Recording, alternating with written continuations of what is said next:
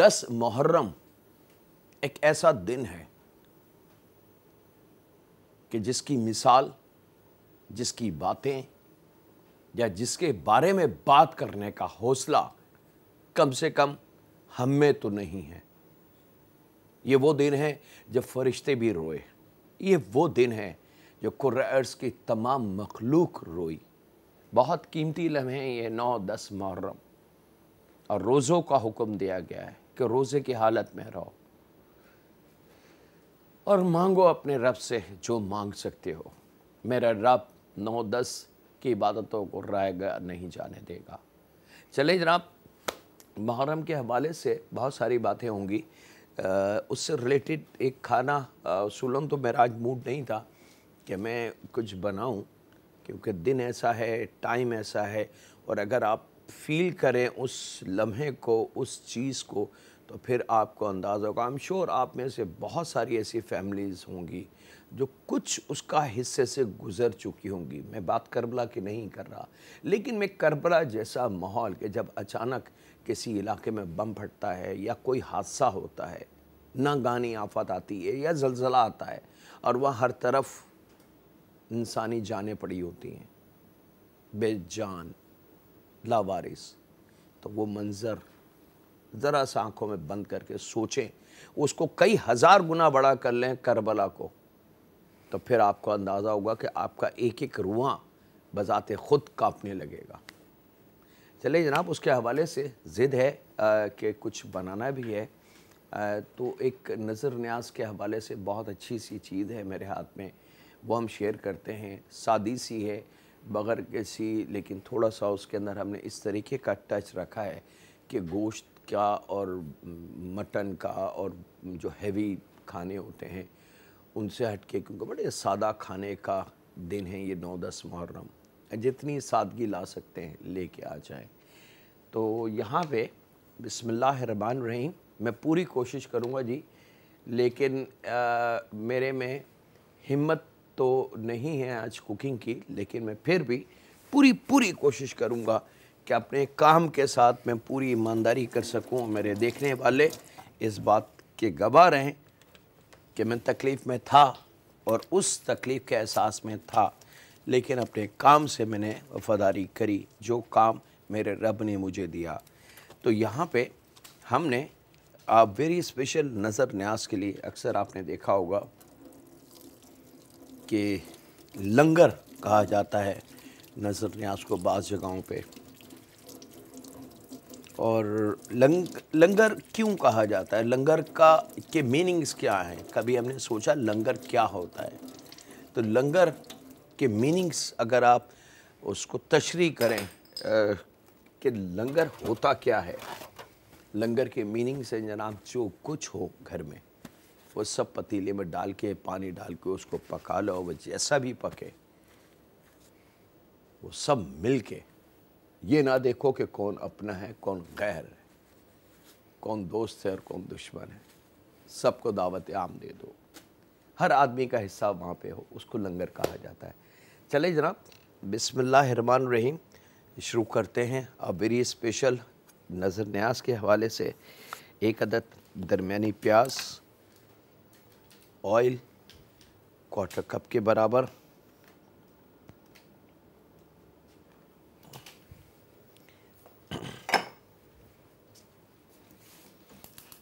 और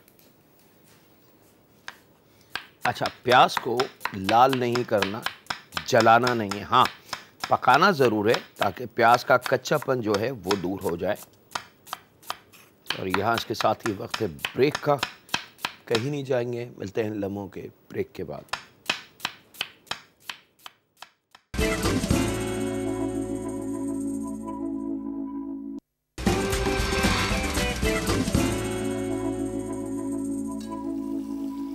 welcome back जनाब, break से वापस आ चुके हैं। यहाँ पे हमने प्याज शामिल करी और इसके साथ ही हम इसके अंदर शामिल करेंगे अदरक लहसुन का पेस्ट 1 टेबल स्पून के बराबर। ये मैं बता चुका हूँ आपको कि प्याज को जलाना नहीं है, लाल नहीं करना, हाँ उसको पकाना मकसद है कि प्याज का कच्चापन जो है, तुर्श जो जायका है वो ख़त्म हो जाए। और उसके साथ ही हमने अदरक लहसुन उसमें शामिल कर देना है, ताकि प्याज और अदरक लहसुन दोनों मिलके एक नए जायके की तरफ आ जाएं। और यहाँ पे याद रखिएगा, जैसे मैंने शुरू में कहा कि सादे खानों का है, और कोशिश करें कि जो नज़र न्याज आप कर सकें, जो चीज़ें बांट सकें, खाने पीने की चीज़ें, हज़रत अली का सोच के, हसन हुसैन का सोच के, हज़रत इमाम हुसैन का सोच के कि न जाने कितने दिन के भूखे थे, न जाने क्या क्या था वो, तो उस हिसाब से यहाँ पे जब प्याज थोड़ी सी तैयार हो जाए तो हमने टमाटर शामिल करना है इसमें, 2 अदद 1 के 4 करके। बहुत ज़्यादा बारीक टमाटर नहीं काटना है इसका। उसकी वजह यह है कि हमने टमाटर को जैसी पक जाए तो हम चम्मच से इसको कुचल लेंगे। थोड़े से मोटे क्यूब हों।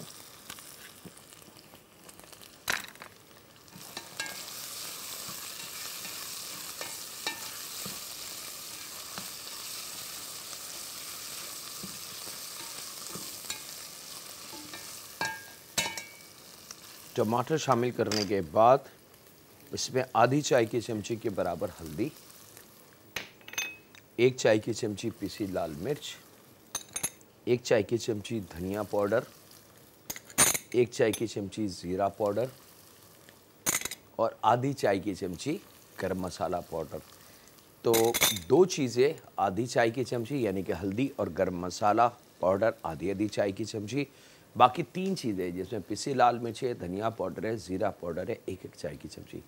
ये हमने टमाटर शामिल करने के बाद शामिल करना है। याद रखिएगा, टमाटर से पहले नहीं। अगर टमाटर से पहले शामिल करेंगे तो मसाले के जल जाने के चांसेस ज़्यादा होंगे। और अब इसको थोड़ा सा हमने पकाना है।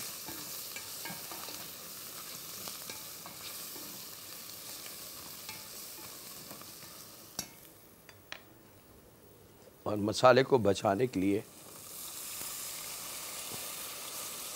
1/4 कप के बराबर पानी हम शामिल कर देंगे, ताकि मज़े से वो पकने का अमल शुरू हो जाए। और अब बहुत एहतियात से पैन को पकड़ के आपने इस मसाले की भुनाई करनी है, ताकि मसाले का कच्चापन बहुत अच्छी तरीके से दूर हो जाए और एक भुनी हुई खुशबू इसमें से आने लगे तमाम मसालों की। अदरक, लहसुन, प्याज, टमाटर का भी जायका एक जान होने लगे। और जैसे जैसे इसकी भुनाई होगी आप देखेंगे कि इसकी खुशबू चेंज होना शुरू हो गई। शुरू में जब हमने अदरक, लहसुन और प्याज को पकाया था तो उसकी खुशबू कुछ और थी, लेकिन अब इस स्टेज पे जैसे जैसे ये कुकिंग का अमल आगे बढ़ता जाएगा तो ये चेंज होना शुरू हो जाएगी इसकी खुशबू। और एक स्टेज ऐसा आएगा बहुत अच्छी सी खुशबू आपको लगेगी, मतलब आप उसको फील करेंगे कि बड़ी मज़ेदार सी खुशबू है।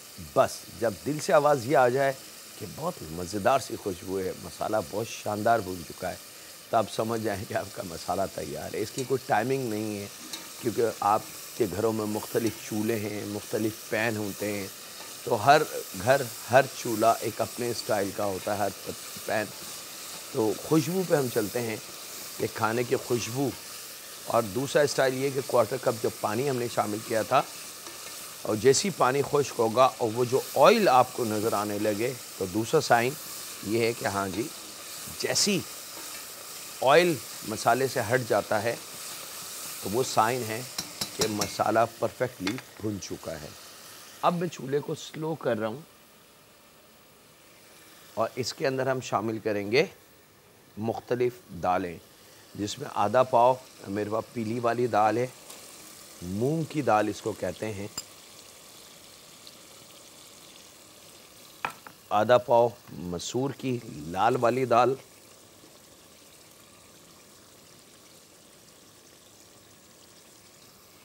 और 1 पाव चने की दाल।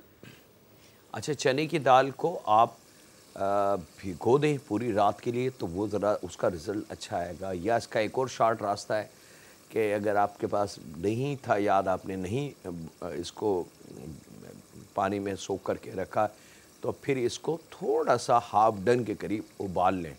मतलब इतना उबाल लें कि अगर मैं एक दाना लेके उसको इस तरीके से तोड़ूं तो वो दाना टूट जाए, ठीक है। तो एक पाव चने की दाल इसमें शामिल कर दें, और अगर कच्ची दाल शामिल करनी है वो भी आप शामिल कर सकते हैं, लेकिन वो उस सूरत में कि रात भर की दाल को भीगा हुआ होना चाहिए, जैसे हम चने को भिगो के रखते हैं, सेम वही पैटर्न होगा। अब इन तमाम मटेरियल को इस मसाले के साथ, इस टमाटर के साथ हमने थोड़ी सी भुनाई करनी है, मिक्स करना है, और इस चीज़ का ख्याल रखेंगे कि चूल्हा हमारा स्लो आंच पे हो। बहुत तेज़ चूल्हा अगर आपने रखा तो पॉसिबल है नुकसान हो जाए खाने का। वो किस तरीके से, क्योंकि इसके अंदर जो क्वार्टर कप हमने पानी दिया था मसाले के लिए वो हम खुश कर चुके हैं मसाला भूनने के दौरान, तो अब इसमें पानी नहीं है। तो हो सकता है कि दाल कोई मतलब अगर हीट ज़्यादा रह गई तो वो दाल का जो एक आध पीस या चंद अदद दाने दाल के ऐड जाएँ, सख्त हो जाएँ, फ्राई हो जाएँ या कड़क हो जाएँ, तो वो गलना बड़ा मुश्किल काम होगा। तो इसलिए इसको थोड़ा सा चलाते रहें, आँच को स्लो रखें, सिर्फ हीट होनी चाहिए इसमें, तेज़ी ना हो। और फिर अब यहाँ पे जनाब इसके अंदर हमने पानी का नमक का इस्तेमाल करना है, पानी शामिल करने से पहले याद रखिएगा। अच्छा, नमक यहाँ पे 2 हिस्सों में हम शामिल करेंगे। पहला हिस्सा तो यहाँ कुकिंग में हम शामिल करेंगे, और आखिर के अंदर हम नमक इस्तेमाल करेंगे परफेक्ट जायके को बैलेंस रखने के लिए कि कितना नमक कम है, कितना और चाहिए इसमें।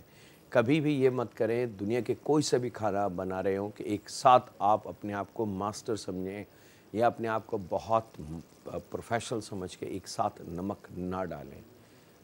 2 हिस्से की आदत बना लें, क्योंकि कहा जाता है, बुज़ुर्गों ने कहा है कि जो अदा वो सदा, जो आपको आदत हो जाएगी डे फर्स्ट से, वो आखिर तक वही आदत चलेगी। तो अपनी आदत बना लें कि नमक आपने 2 दफ़ा डालना है, एक कुकिंग के शुरू में शामिल करेंगे और एक कुकिंग के आखिर के अंदर उसको चेक करके नमक का लेवल, और उसके बाद नमक उसमें ऐड कर दें। क्योंकि बहुत सारी ऐसी चीज़ें होती हैं, बहुत सारी ऐसी वेजिटेबल्स होती हैं, बहुत सारी ऐसी दालें होती हैं जिसमें कुदरती नमकियात ज़्यादा होती है, तो उससे नमक बैलेंस में आ जाता है, ठीक है। जिस तरीके से हम पीला और हरा रंग मिला लें, अब पीला रंग, yellow, green colour 2 individual colour हैं, लेकिन जब दोनों को हम मिला लें तो ना तो पीला रहेगा ना हरा रहेगा, बल्कि एक जामुनी कलर का तैयार हो जाएगा, एक बिल्कुल नया कलर तैयार हो जाएगा।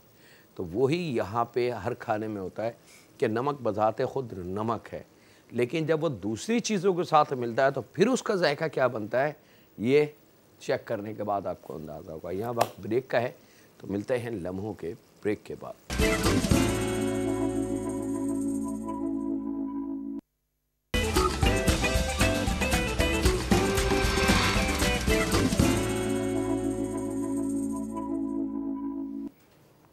वेलकम बैक जनाब, ब्रेक से वापस आ चुके हैं। अच्छा जनाब, यहाँ पे थोड़ा सा दालों को हमने पकाने के बाद इसके अंदर हमने पानी शामिल किया है, याद रखिएगा।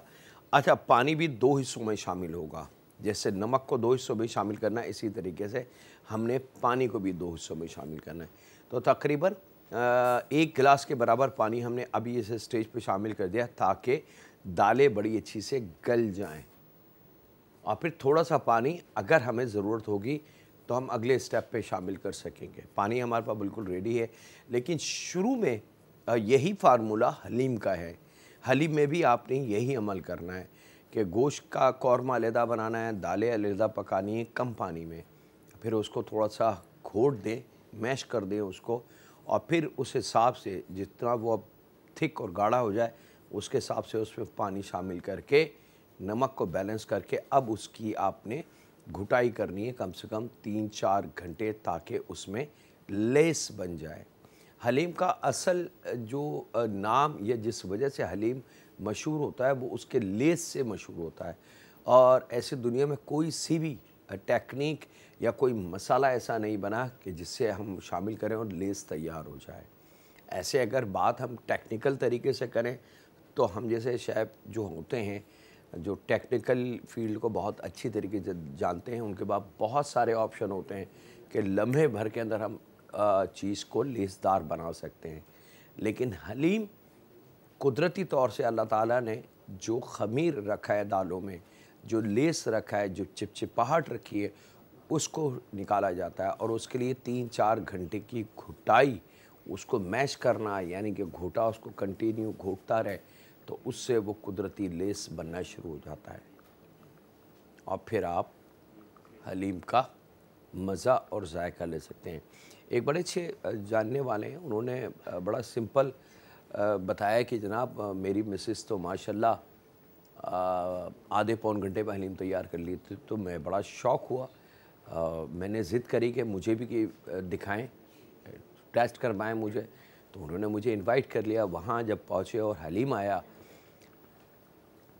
तो लुक सही थी, कलर सही था, मसाला सही था, लेकिन वो ऐसा लग रहा था जैसे मैं शोरबे को खा रहा हूँ। यानी कि उन्होंने दालें उबाल के और चॉपर मशीन में ग्राइंड करके और कीमे को भी उन्होंने चॉपर मशीन की नज़र करके और थोड़ा सा मिक्स करके प्लेटों में निकाल के और धनिया, अदरक और प्याज शामिल करके सर्व कर दिया। तो वो खाने में बिल्कुल ऐसा लग रहा था जैसे हम पिसी हुई कोई चीज़ खा रहे हैं, कटी हुई। वो लेस नाम की चीज़ नहीं थी। तो मैंने उनको भी बहुत समझाया और बाकी जो फैमिली मेम्बर हैं उनको भी, कि दाल का अच्छा मैंने एक जुमला कहा है आपसे कि कोई भी खाना इंडिविजुअल नहीं है इस दुनिया में, हर खाने की एक अपनी फैमिली है। और सिर्फ खाने की बात नहीं कर रहा, आप दुनिया की किसी भी चीज़ को उठा के देख लें, वो इंडिविजुअल आपको नहीं मिलेगी, उसकी फैमिली साथ होगी, उसके साथ की चीज़ें ज़रूर होंगी। अगर डायमंड है तो डायमंड के साथ नीलम, पुखराज और ज़रख़ून, ये सब डायमंड की फैमिली में से आ जाते हैं। इसी तरीके से आपको किसी भी चीज़ का नाम लें, हर चीज़ की फैमिली अल्लाह ताला ने बनाई है, एक ख़ानदान बनाया है, एक फैमिली बनाई है। उसके बग़ैर कोई भी चीज़ अल्लाह रब्बुल इज़्ज़त ने नहीं बनाई।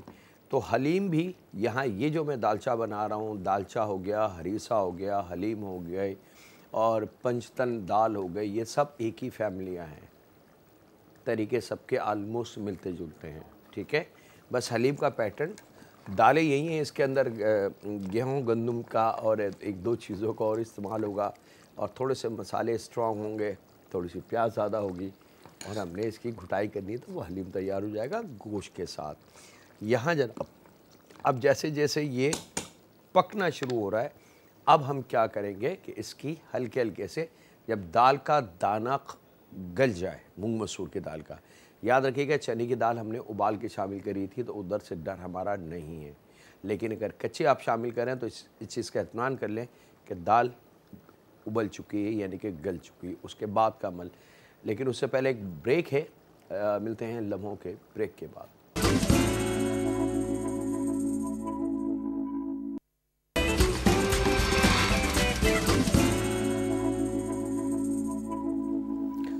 वेलकम बैक जनाब, ब्रेक से वापस आ चुके हैं। थोड़ी देर के लिए इसको ढक दें ताकि जो दाल के दाने में कसर हो वो अच्छी तरीके से, लेकिन प्लीज़ चूल्हे की लो जो होगी वो स्लो रखी जाएगी। ज़रा सी भी चूल्हे की लो को तेज़ नहीं किया जाएगा, ना जल्दी के चक्कर में, ना किसी और लालच में। अब यहाँ पे दालें हमारी माशाल्लाह बिल्कुल तैयार हैं, क्योंकि मूंग मसूर की दाल जो है वो तो चंद लम्हों में तैयार हो जाती है। चने की दाल हम उबाल चुके हैं, तो अब उसको भी इतना टाइम ले लेगा। चूल्हा वही स्लो हम रखेंगे और स्लो ही चूल्हे में हमने अब जो स्टेक हैमर मैंने आपसे कहा है कि हर घर में हो तो बेहतर है, क्योंकि मल्टीपल टूल्स है। लेकिन अगर ये नहीं है और आपके पास घर में दाल घोटा जिसको लकड़ी का बनता है वो अगर हो तो उससे, नहीं तो स्टेक हैमर, और इससे हमने इसको खूब अच्छी तरीके से कुचल लेना है। अच्छा, इसके अंदर जायके के हिसाब से, क्योंकि इसके स्टेप होते हैं, तो वो स्टेप इत्तेफाक से ब्रेक में आया था, तो मैंने इसके अंदर मोटी वाली हरी मिर्च 2 या 3, एक की 2 करके या साबुत वो शामिल कर दें, और क्वार्टर गड्डी हरा धनिया काट के इसमें शामिल कर दें। अब यहाँ पे इसको खूब अच्छी तरीके से कुचल लें। बिल्कुल पेस्ट नहीं करना हलीम की तरह, जैसे हलीम पकता है ऐसे की मैं बात नहीं कर रहा, लेकिन ऐसा हो कि दाल जो है तमाम की तमाम घुट जाए अच्छी तरीके से। और ये इस तरीके से हल्के हल्के हाथ से आपने इसको करेंगे तो आपको इसकी लुक चेंज होती हुई नज़र आएगी।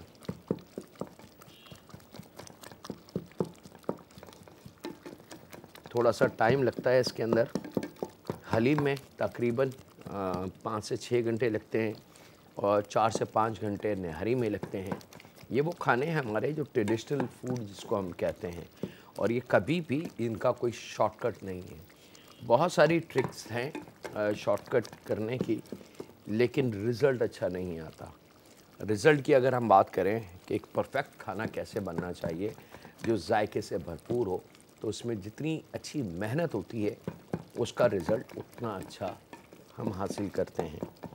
अब ये आहिस्ता आहिस्ता आहिस्ता आहिस्ता इसको आप दाल घोटे से या स्टेक हैमर से, अच्छा स्टेक हैमर भी 2-3 किस्म के होते हैं, लेकिन ऐसा लें जिसका ये वाला सरफेस जो है वो बिल्कुल प्लेन हो, तो ये मल्टीपल फॉर्म में आप इसको यूज़ कर सकते हैं।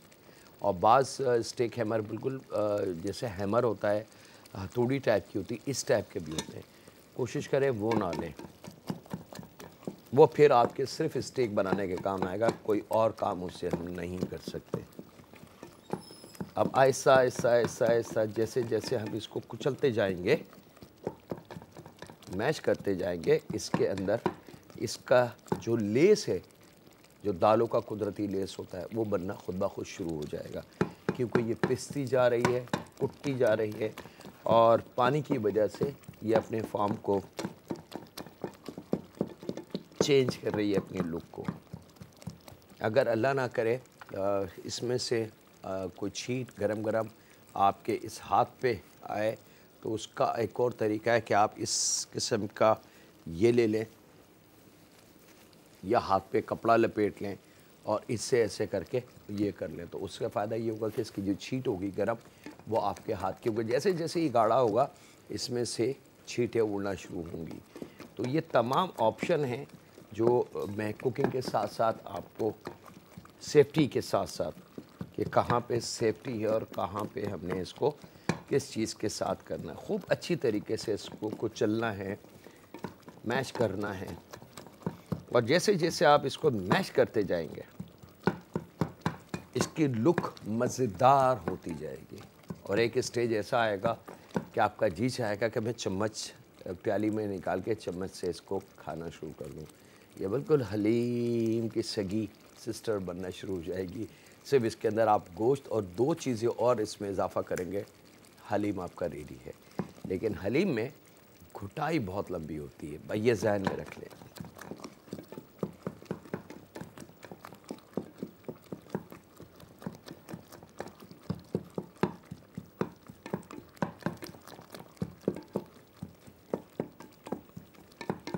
चलाते जाएं इसको इसी से ही,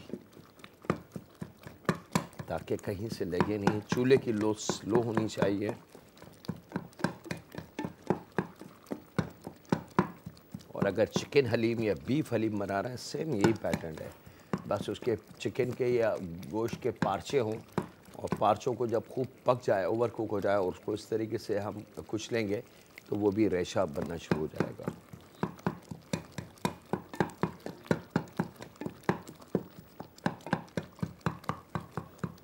चले जनाब, ये ऑलमोस्ट थोड़ी सी देर और है इसके, और हमारी एक मज़ेदार सी चीज़। अब इसके लिए आपने तंदूर की रोटी का इंतज़ाम कर लेना है, क्योंकि ये सर्व तंदूर की रोटी के साथ होगी। ये एज़ इट इज़ सर्व नहीं हो सकती, याद रखिएगा, कोई हलीम नहीं है, याद रखिएगा। तो उसके लिए आपने तंदूर की रोटी का इंतज़ाम करना है। इंशाअल्लाह ताला मैं कोशिश करूँगा, वादा नहीं करता, क्योंकि तंदूर की रोटी या नान या कुलचा या शीरमाल हमारे ये जो लोकल ओवन होते हैं घरों में लगे हुए, इसमें बनना थोड़ा सा मुश्किल होता है, क्योंकि उसके लिए टेम्परेचर हमें अप टू 600 डिग्री चाहिए होता है। एक तंदूर जो होता है, तो उसके अंदर अगर आप उसको चेक करेंगे, उसका जो हीट टेम्परेचर है सेंटीग्रेड उसको चेक करेंगे। तो अगर हैवी वाला कोई आपके पास है उसके चेक करने का आला, तो आप देखेंगे कि अप टू 600 डिग्री तक चला जाता है।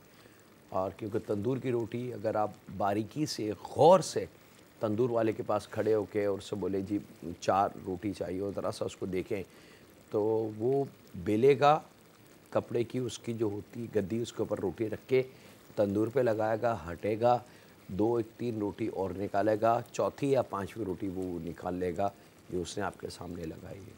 तो हार्डली तंदूर की रोटी को पकने में 1 से 1.5 मिनट का टाइम चाहिए होता है एक रोटी को पकने में, क्योंकि हीट इतनी होती है। और यहाँ पे वक्त जनाब ब्रेक का है, मिलते हैं लम्हों के ब्रेक के बाद।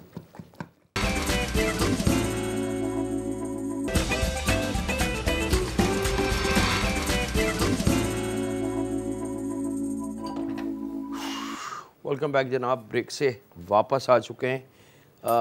हमारी कुकिंग जो है इसकी परफेक्ट हो चुकी है। ये आप देख सकते हैं, इसका लेस ज़रा कैमरे की क्लोज से दिखा दें। ये आप देख सकते हैं इसका लेस भाई, इसके अंदर अब गोश्त और थोड़ी सी घुटाई इसकी होगी, तो ये हलीम तैयार है आपका। अच्छा जनाब, अब यहाँ पे बिल्कुल आखिर में जब घुटाई कंप्लीट हो जाए तो उसके बाद तकरीबन 3 to 4 टेबल स्पून के बराबर इमली का पेस्ट, तो 4 टेबल स्पून समझ लें इमली का पेस्ट शामिल होगा इसके अंदर।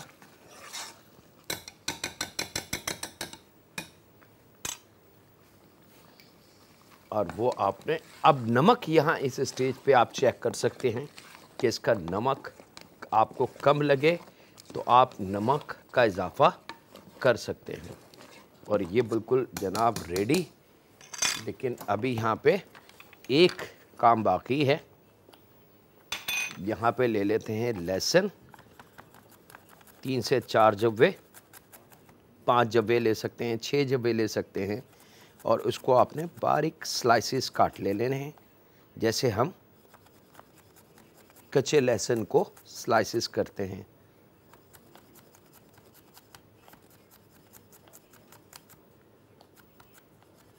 अगर मोटा लहसुन हो तो 3-4 दाने बहुत हैं।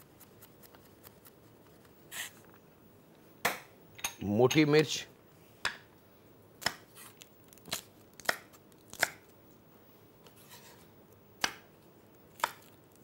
लंबाई में काट लें, एक मिर्च के 3-4 पीस इस तरीके से। ये 2 चीज़ें हमारी कट गई। यहाँ ले लेते हैं फ्राई पैन और इसको मैं हटा लेता हूँ यहाँ से।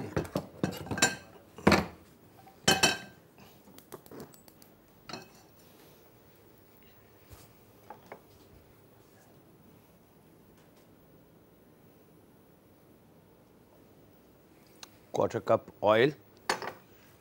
कप ऑयल में ये लहसुन और मिर्च, अच्छा मिर्च साबुत नहीं शामिल करेंगे, काट के शामिल करेंगे, और 1 चाय की चमची साबुत ज़ीरा।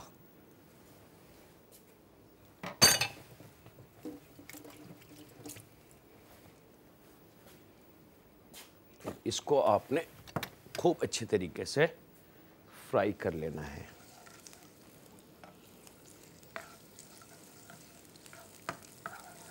अच्छा, अब ये कैसे हमें पता चले कि जी ये फ्राई हो चुका है?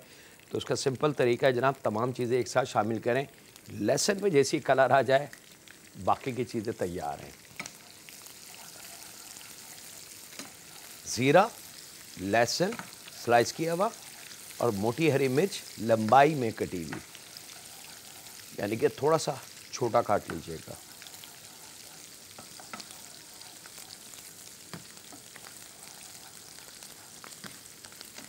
और ये सर्व तंदूर की रोटी के साथ होगा।